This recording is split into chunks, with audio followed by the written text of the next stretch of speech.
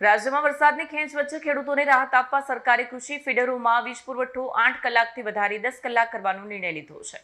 રાજ્યમાં ચોમાસું મોડું પડતા ખેડૂતોમાં ચિંતા વધી છે અને સિંચાઈ માટે મુશ્કેલી ઊભી થઈ છે। આ સ્થિતિને ધ્યાનમાં રાખી રાજ્ય સરકારે કૃષિ ફીડરોમાં વીજ પુરવઠો 8 કલાકથી વધારી 10 કલાક કરવાનો મહત્વપૂર્ણ નિર્ણય લીધો છે।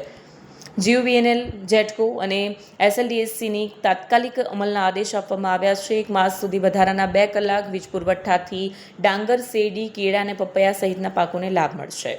જયેશ દેલાર, ખેડૂત આગેવાન।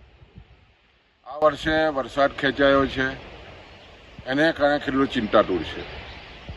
મુખ્ય પાણીનો સ્ત્રોત પાકોમાં ખૂબ જ જરૂરી હતો અને ખેડૂતો અને ખેડૂત આગેવાનો, ખેડૂત સંગઠનો તરફથી સરકારશ્રીમાં અને માનનીય મુખ્યમંત્રીને રજૂઆત થઈ હતી કે જે 8 કલાક વીજળી આપવામાં આવે છે એને વધારીને 10 કલાક કરવી જોઈએ ને એના અનુસંધાનમાં આદરણીય મુખ્યમંત્રીશ્રી તરફથી સરકારમાં સૂચના થયા પછી ઉર્જા વિભાગે પરિપત્ર કર્યો છે અને 10 કલાક વીજળી આપવાની જે વાત સ્વીકારી છે એને કારણે ખેડૂતોમાં ખૂબ જ આનંદની લાગણી છે।